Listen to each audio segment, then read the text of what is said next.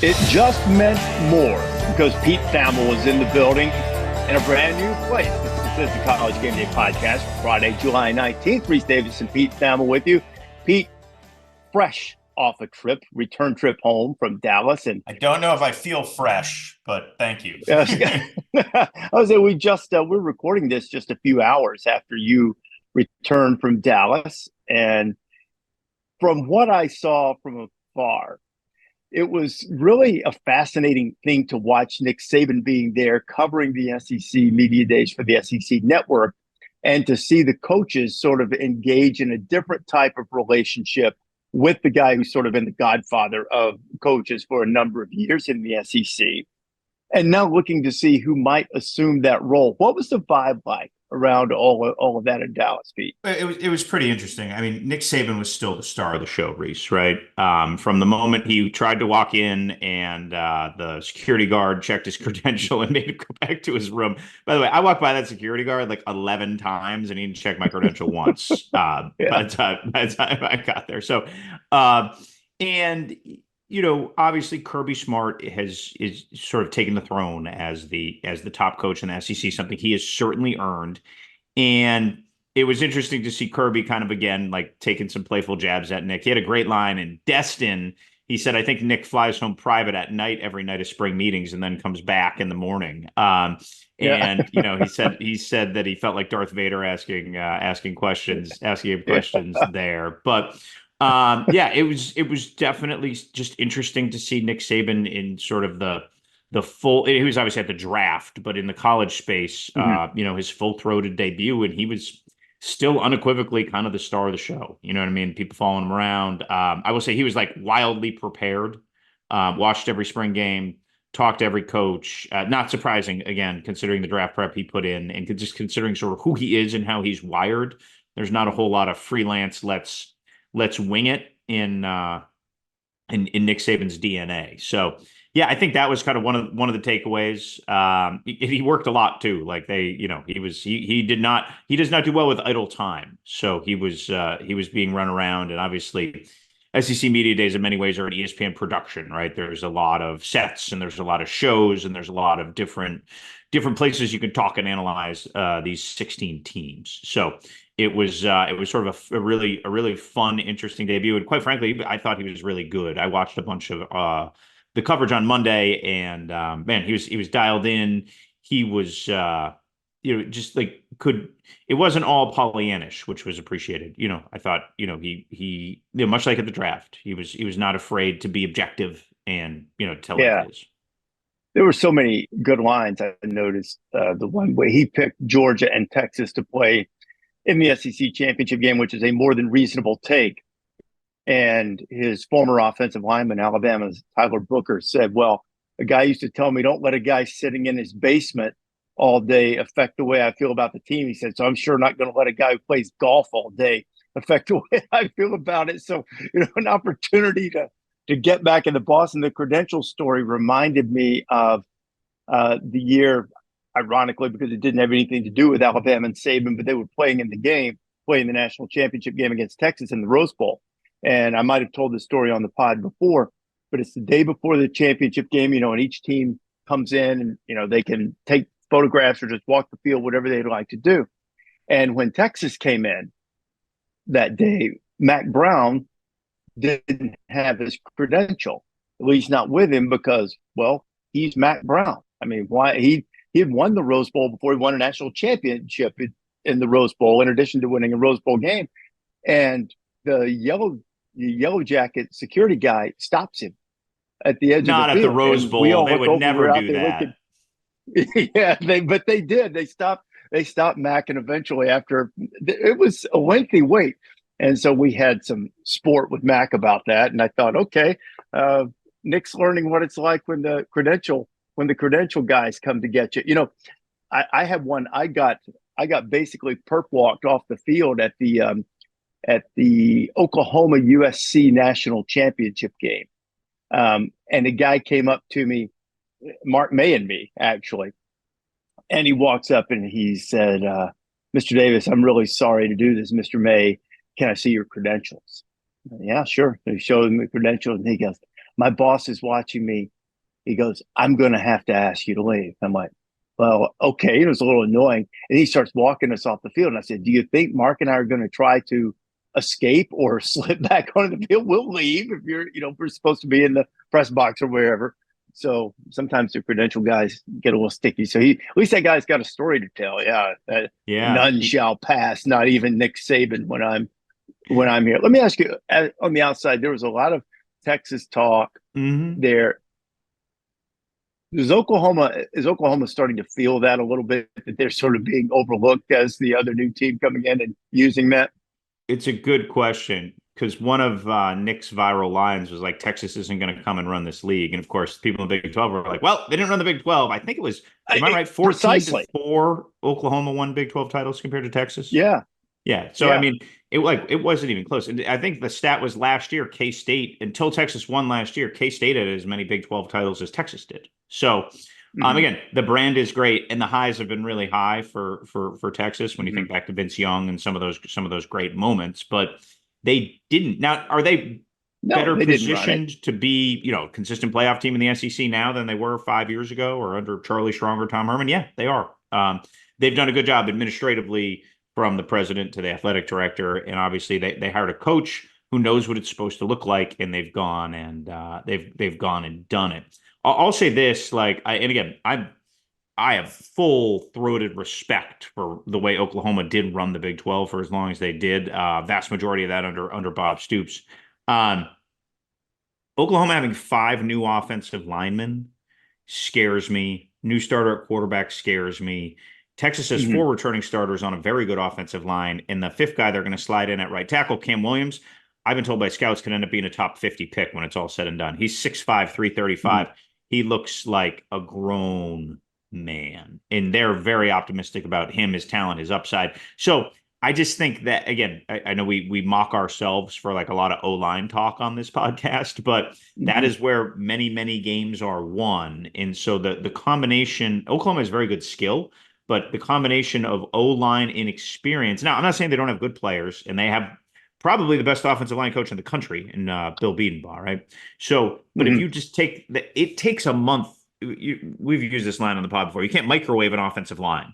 Like, it's not Jiffy Pop. You just can't throw it in and all of a sudden they're going to work well together. It takes teamwork, synchronization, and game reps to really become a good offensive line. So I'm not saying Oklahoma's going to go 4-8. But I am saying that, like, for the jump to the SEC, there are a few red flags that the Sooners have to tackle before I feel great about putting them in the thick of the playoff conversation. Pete, that's one of the things is I've been doing my season prep, and a lot of it, among the things I list on this chart that I'm, getting at least decently close to completing. The goal is always to complete this chart before before they actually start practice, so that you can start adding stories and things that actually How far happen. along are you, be Rece? familiar with personnel. I actually I've got to finish a couple teams in the Big Ten, and I'll do the SEC after that. But I've gone through the teams that I think are a group of 5 contenders for the most part. I've gone through the 2-pack, the Big 12, the ACC, the majority of the Big Ten. A couple more teams doing Big Ten. Who was the most fun? Like, who did you do and you were like, man, I really like this team? Like, Aranda had a great line of Big 12. He was like, I don't know how you guys pick who's going to win. Like, every team has 40 new players. And so, like, and I completely agree, by the way. That is exactly what I was going to say, because you start looking at various sources, and there's wide variance in listed returning starters because of how people are calculating them. Sure. Some people are calculating returning starters by guys you got in the portal who were full-time starters at the same level. For instance, if you got a guy from Florida who is a starter at Ole Miss, then he's kind of listed as a returning starter in some quarters. The offensive line thing is the other thing, because I was looking at one of the offensive line charts here, and Oklahoma's listed as having 114 career starts, which is top 25 in the country, which is right around where Texas. Where do you get O-line starts, by the way? I'm always jealous of O-line starts. Actually, no, I don't mind. I didn't do the work on it. I used one of the offensive line charts I use that has been pretty accurate over the years is Phil Steele. I mean, Okay. you better Yeah. have on your glasses for all those little tiny numbers. But, he's got things like the percentage of returning tackles, a number of, percentage of guys who made big plays on defense and offensive line, career starts, and where that ranks, Yep. is one of the minuscule charts. And I just sort of put it down for reference. Sure. But it is something that I've noticed that you'd look at the personnel, from some other source and say, okay, well, only two of these guys started. Yet you'd look at the chart and there'd be 145 returning starts, but they're not there. Yeah. And I know, It was at people had some Lamar fun with or us about, something. Yeah. yeah, it was someplace else. And that was, people like, we had some fun with the amount of offensive line talk that we had, and the number of times we referenced the 200 plus returning offensive line starts at Florida State had last year, which Ole Miss has this year, by the way. But the thing that you don't know, you're looking at, and you're saying, okay, these guys have played a lot of ball. They haven't played together, and there's nothing in football, in my judgment, that needs to be as synchronized as offensive line play. Now, everything has to be synchronized. Guys have to be in the right spots. I get that. But because of the communication needed on the offensive line, it's one of the reasons I think you and I are similar in this evaluation. If there are guys who know each other and have played together pretty well, we value that. You and I, that's something that we value. And it's harder to ascertain this year because you may have a bunch of guys. Are they going to work well together? But to your question about the team that was the most fun, or the one that I said, you better take a look at them closely on a couple of sides. One was Oklahoma State. Mm-hmm. They won a bunch of close games last year. They have more experience returning than just about anybody. They got a lot of their O-line offensive starts. line was they got a lot of line starts, and last year they only allowed, I think, 7 sacks and over 500 dropbacks. Now, some of that is a product of the way that their passing game functioned, and then obviously with Alec Gordon, they were able to run it. But you start to worry about teams that won a bunch of close games last year. You need to look no further than TCU. TCU lost close games in 23, 3 games by exactly a field goal, another by a touchdown. They were 0-4 in one-score games. They got to the national championship game the previous year because they were 6-1 in one-score games. So as you do this, you start looking at things like that. And even if you like the personnel, you're like, okay, these guys had better be more dominant this year because I don't know to say they got away with a few, but when you put yourself in peril, when you bring losing into the equation in close games, or maybe you're just not good enough to hammer somebody, sometimes those games aren't going to go your way, even if you play well. So, I think Oklahoma State was one. Another one that I think is being a little bit overlooked that could be pretty good would be West Virginia. So you got a couple teams there, and I'm also thinking that NC State, NC State might be a little bit of a dark horse, and maybe I don't know if they'll finally get that elusive to pay 10-win attention. season. And I think Tennessee will win that game, but I'm telling them to pay attention, and I'm looking forward to that because I'm going to get to call that game. So I'm excited to see that. So a lot of teams that are fun, and there are still, even as closely as you and I follow this, I've added the portal in, portal out, the portal in column. I try to be a little more diligent about, but if somebody lost a key guy, I want to be able to make a note of that. Also, there are guys who wind up and you go, oh, he wound up there. Rocket Sanders at South Carolina. I was like, oh yeah, I forgot about that. Over the years, when I've gone to these media days, Pete, I almost invariably walk out really sort of getting sweet on a team I didn't anticipate being as high on when I went in the door. Who was that for you in Dallas? So I'll say this: I don't think they're going to go 10-2, but I did sort of leave with a good appreciation for Arkansas. And that's not a team probably anybody's spending a lot of time prepping on in the preseason. But Sam Pittman is one of the more compelling characters in our sport, and he was asked quite a bit about hiring Bobby Petrino as his offensive coordinator, and he basically said, "I did it because I just want to win. I want to win, and Bobby Petrino is a really good offensive coordinator, and that's why I did it." Because he even intimated what we're all thinking, that Bobby Petrino was going to stab him in the back and try to take the job, right? Like that is in the back of everybody's mind when you hire Bobby Petrino as the OC at Arkansas. And considering all the sort of things that happened with his explosive exit from Arkansas, so Pittman was good. He was like 2 years ago, we went 9-4. I was at the AFCA convention. I was coach of the year. I was on top of the world. And he kind of said, so he was just like, look, he said he'd been on staffs that have been fired 6 times. That's a lot of times to get fired, even like for a football coach. And he was like, some of those staffs were like 3-and-dones where they just didn't work, or quick exits. He wasn't on the staff the whole time there.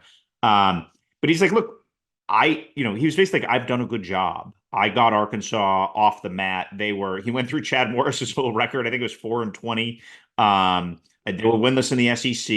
And he was just like, look, basically, I'm proud of what I've done. I've helped bring this program back to respectability, and I'm paraphrasing a little bit there. And then I'm not paraphrasing when he said, if they don't like it, they can give me my $12 million and send me to Hot Springs, which is where I believe he has like a summer home. And that's sort of like the Hot Springs is kind of the Cape Cod of Arkansas, if you're not on those lakes on the Ozark. And I just think it's an interesting place right now. So Taylor Green was there, the quarterback from Boise. We remember Taylor Green. We watched him a bunch of late nights. We talked about a lot on this podcast. He's a big, long athlete, the kind of guy that Bobby Petrino has had a lot of success with this year. And Pittman used the stat that they lost 5 one-score games last year. And just looking here at BYU one-score game, LSU one-score game, at Ole Miss, and that was a blown game. Yes. Really, too. Yes. They really should have won that game. Yes.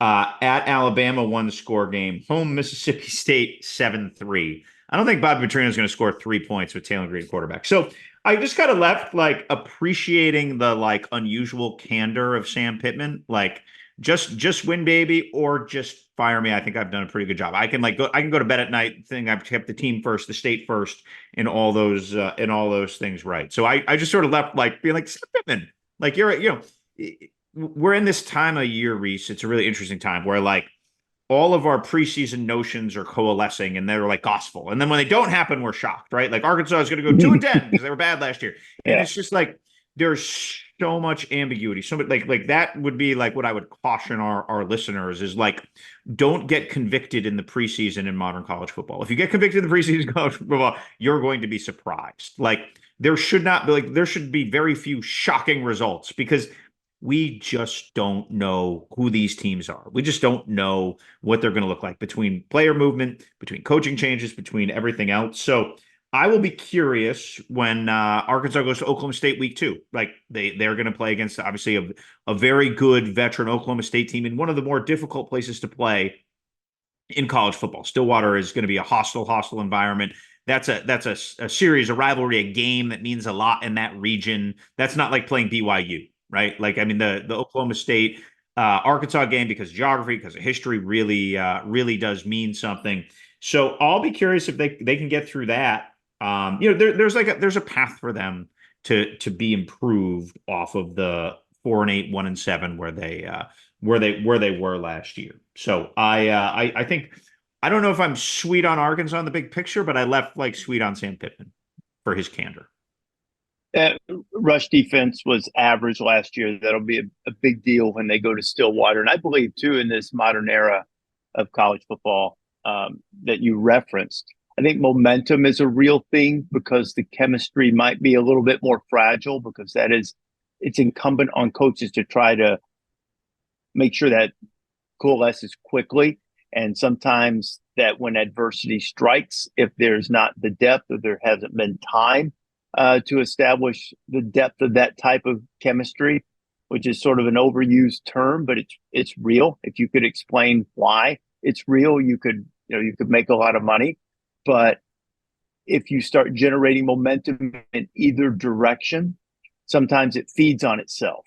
If you for instance, if you start losing a bunch of close games, as Arkansas did last year, sometimes you sit around waiting on the anvil to drop on your head. You're in a close game, you go, oh no. And it's not like, I don't think athletes at that level freeze up and typically start saying, what's going to go wrong? It's sort of a collective feeling and maybe a slight pressing from the athletes of it can be something as simple as I'm going to make a play. And because of that, they get a little bit away from their assignment because they're going to make a play and it ends up going against them. Little things like that. That's how I define momentum. And it's hard to pick out even on tape, but it will be something that at the very worst moment, something goes wrong. On the flip side, if Arkansas were to say win in Stillwater, which would be an unexpected result, as you cautioned us earlier, maybe not to be shocked by anything, but to me, that would be an unexpected result. Sure. If Arkansas goes to Stillwater and beats Oklahoma State. If they do that, now all of a sudden they feel a little bit better about themselves. They start to believe in this guy from Boise State. Bob Petrino's had a lot of success with quarterbacks like Taylor Green from Boise State. You start getting some momentum. You say, hey, this guy's working out at Arkansas. He can play at this level. You win a game on the road behind him or something. Then you start believing a little bit. Another thing that happened at media days that was entertaining was Lane Kiffin, Paul Feinbaum had a pretty good exchange where Lane was really giving Paul the business about his rather inglorious exit from USC and Paul's role in that when he was on College Game Day, I think. And, Lane's a funny guy. He can be self-deprecating. He can also have a razor sharp wit, and he used it on Paul. But the one thing is Lane may really be vindicated this year in the SEC because he's had great offenses. He's had good teams. He's done a really good job there. But now he's shored up the defensive front, which has been really the one area where Ole Miss has had moments on defense. It's not as if they've been bad a couple of times, but they haven't, it's not as if they haven't ever been able to stop anybody the whole time he's been there. But now they've got the guys up front. Most notably Walter Nolan coming from Texas A&M to Ole Miss. Are you in midseason form on Princely's last name, Rece? I'm not. I'm not. You got it. You got it for him. Not in midseason form. I learned it last year at Florida. Let me get it right here off the trusty guide. And that's a tough one, man. I did their spring game 2 years ago. I believe it's Umanamelon. I don't know. Rece is the pronunciation expert for our new listeners, by the way. He is meticulous about pronunciation. In the game day, like an hour before game day starts, hey, how do you say, like, fill in the blank of a Polynesian lineman? And he has all the right, like, tilde is accented and everything. So, well, here's what Uman Mielen is what I have. That's what I have from Florida last year. Uman Mielen, Uman Mielen, Uman Mielen, Uman Mielen, and you helped me. You are far too self-deprecating. The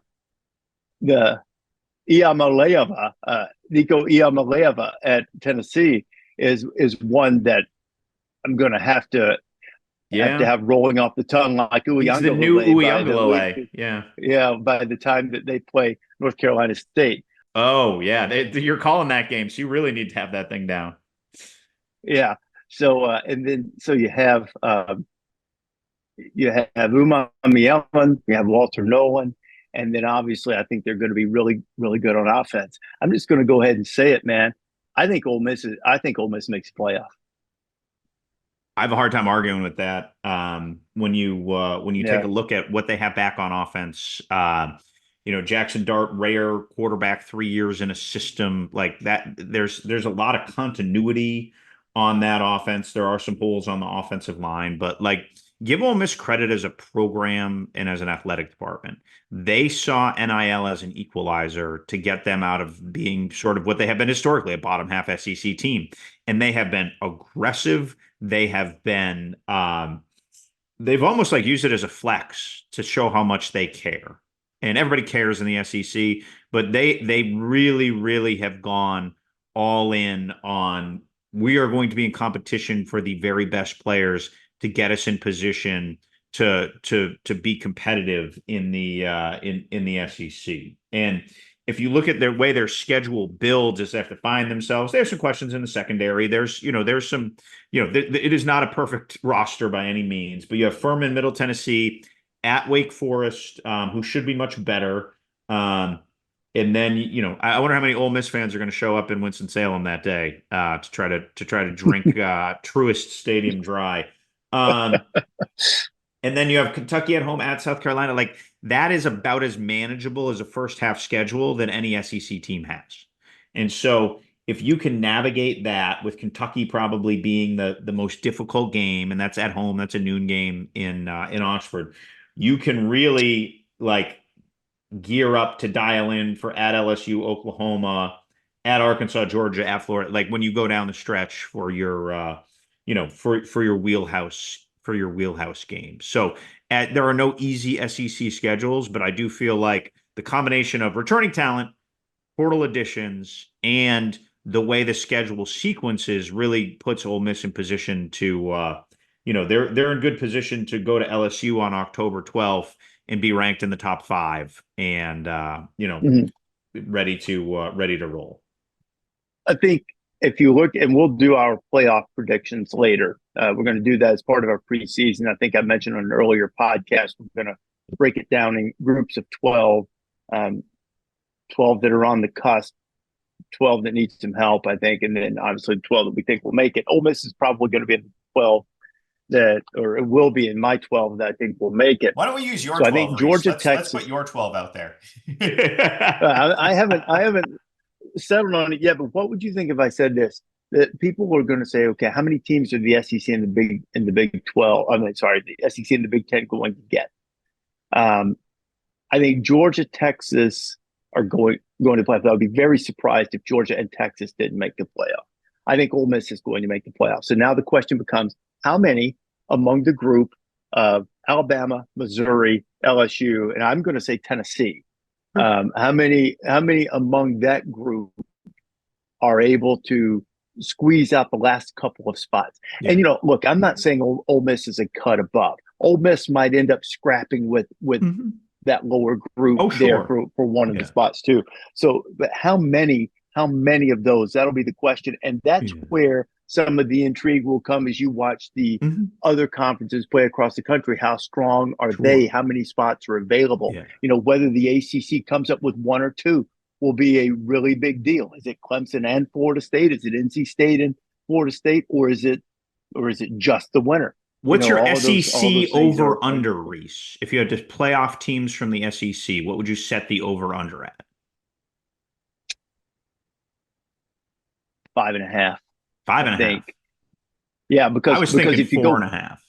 Well, see, I started to say 4.5. Here's why I said 5.5, because I think then it's a little bit of a harder. I mean, maybe it's easier because you just take the under, but I think you feel like that you're definitely getting 4, right? So then you're just So then you're just looking at the 1. So I kind of look at it and say, if I set it at 5.5, are you saying they're going to be dominant and control it, or are you saying 4 to 5 is going to be the max? So what do we think here, just generally? And I have to admit, I have not run a lot of this scenario stuff out in my mind. We think, let's just say 4 from the SEC, 4 from the Big Ten, and then you have 2 other automatics, right? So that's 3 other automatics. 3 other automatics. You'd have Big 12, ACC, G5. So that'd be 3. So that's 11. It's got 1 spot. You had thought Big 12 won on the pod last week. So you think you don't think both of those leagues get 2. You don't think the Big 12 and the ACC both get 2. You don't. I don't think it's impossible. But if you're asking me to make the prediction, I would say no. And if you ask me right now, which is more likely to get 2, I'm going to say the ACC, because I think I think Florida State and Clemson. You could have a scenario where Florida State and Clemson split. Maybe and certainly if Clemson upsets Georgia, then everything changes. Yes. But if Clemson were to lose to Georgia and then lose to Florida State in the regular season, still make the championship game and then win, you probably have both of them, I would think. So I think the ACC's got a better shot at 2 than the Big 12. If Notre Dame goes and wins at College Station opening week, they're right in the thicket of that. So they're a variable that's interesting in all this. Yeah, I'm gonna scroll down here and look at Notre Dame's schedule. because it sets up pretty well for them. They'll obviously have a gargantuan game against Florida State in early November. It's in South Bend. Um, Jury out on what USC is going to look like at the end, but they're at A&M and then Florida State at home. If they can win that A&M game, they're going to be favored a lot, if not every week, at least until Florida State gets there, and maybe after that as well.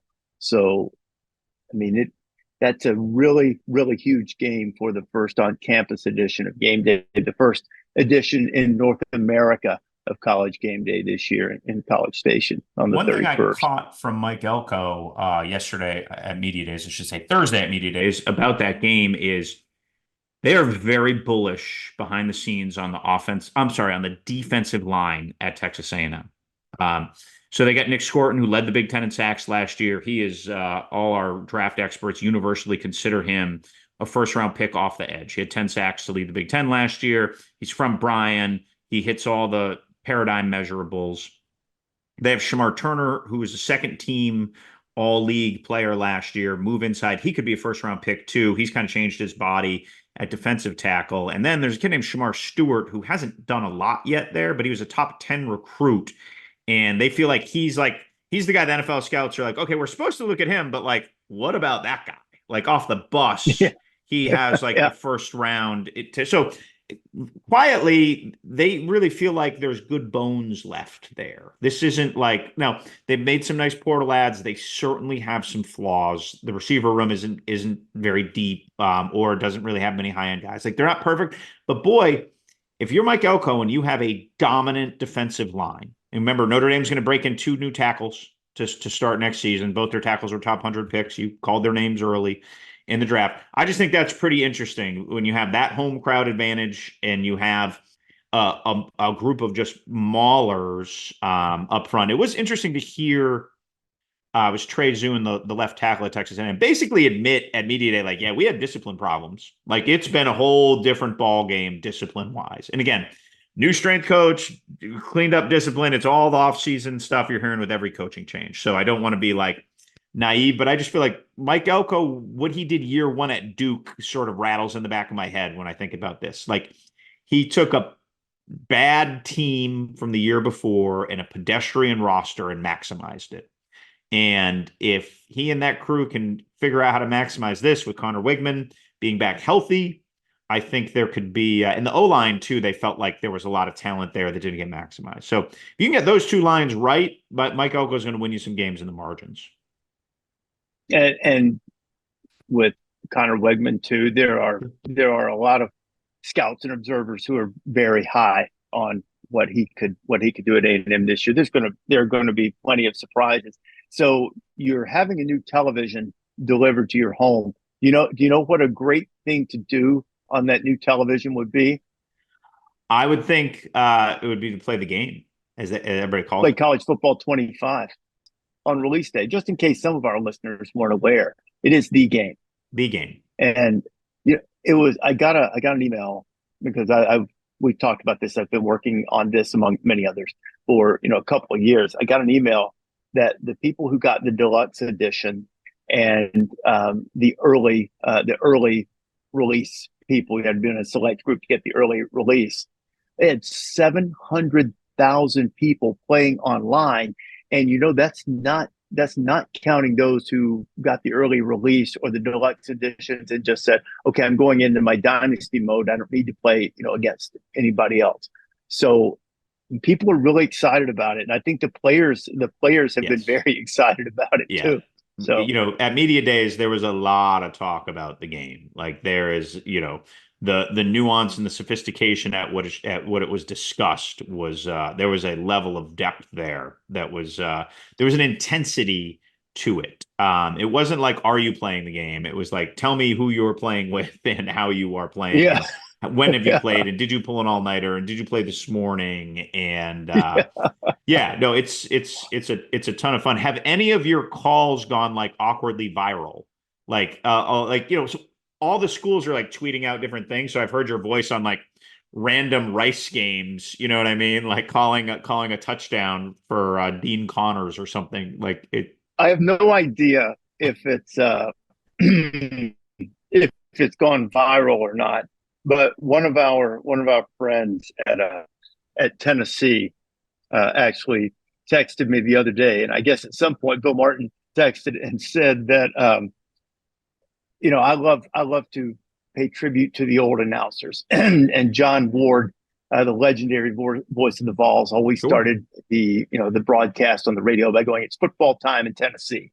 Absolutely. And at one point, I said over the things that I guess it seems like every time they throw, it's first down time in Tennessee. And Bill, I'd forgotten saying that, and he sent me the line. He goes, "That was a great line." So that's what those guys sought to capture, was Awesome. that it's not just people, calling the game. It's capturing what it's like to call a Tennessee game in this case, or, hey, look, man, we did so much. There are going to be hiccups, and I'm sure there are going to be some things that are going to go viral. They're like, boy, I wish I hadn't said that, but I wish I hadn't said it that way or whatever.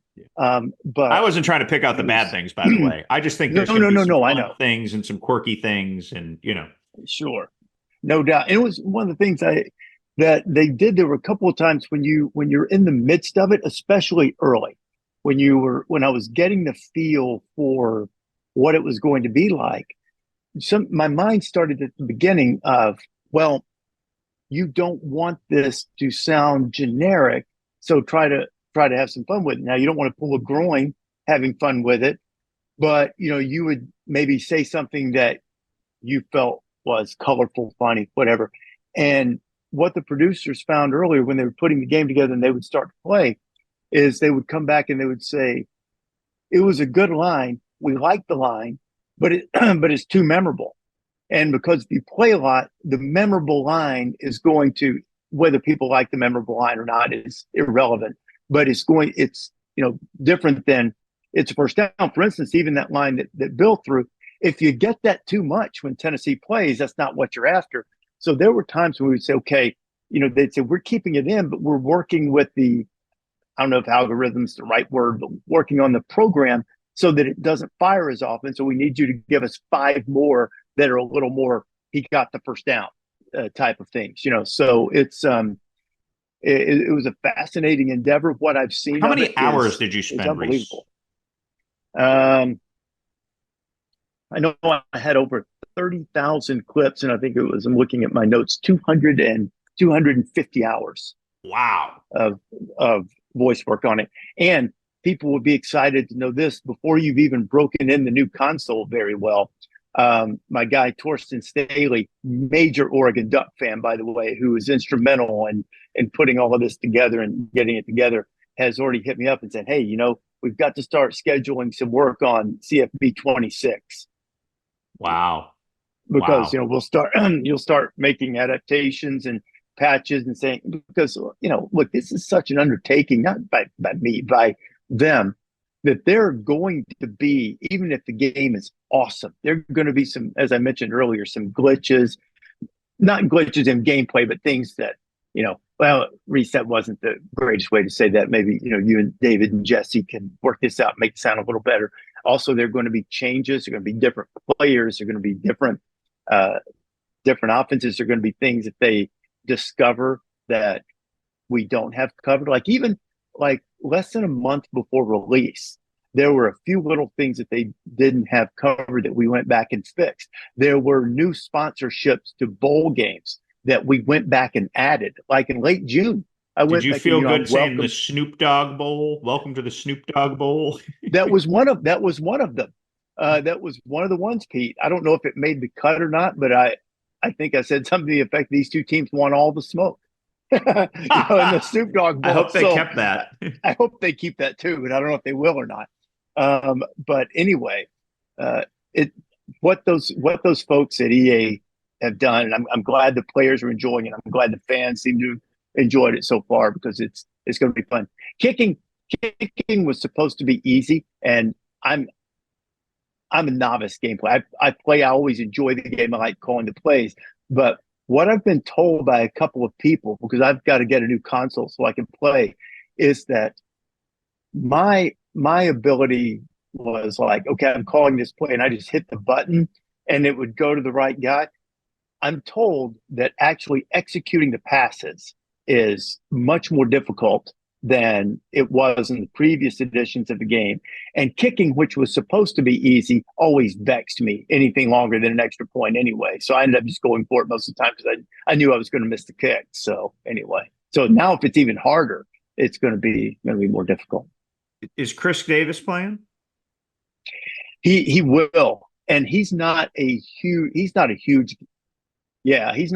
gamer. He plays a lot of online chess, but this is the one game that he does like to play, and so he's fired up about playing too. And some of his not only his teammates now, but guys he's played with over the years have already hit him up. One of his buddies, a pitcher on another team, is a gargantuan Nebraska fan. He got the early edition, and he's already in. So he's already won 2 national titles. He's got the '90s back. Yeah, probably. exactly. So it's good. So yeah, it'll be fun. I'm looking forward to playing. Who was wild and couldn't wait to get his hands on it? Scott Van Pelt. Scott, yes, I've seen some clips of Scott talking about it. Yeah, he said he was going to kick the tar out of his kids in the game. He wasn't going to give them any. I think the phrase he was using is, "My boys are going to taste the boot." Yes, taste the boot. That's a great line. That's a great line. I could see Stanford Steve playing a little bit. I don't know that for sure, but that would seem to fit right in his wheelhouse. So back to it. Are you going to play? I know you've got other things to do. You've got Teddy. It's tough to find time. You're gonna sneak in and play? I'm not, like, just to be blunt. The bandwidth isn't there. I don't have a console, so that's like an obstacle. Now, if it's like set up in one of our game day offices, and I would like dabble with it. I'm like curious about it. More like the mechanics and some of the stadiums. Like, so all these schools are tweeting out like different stuff. So I've gotten some like glimpses of it, but.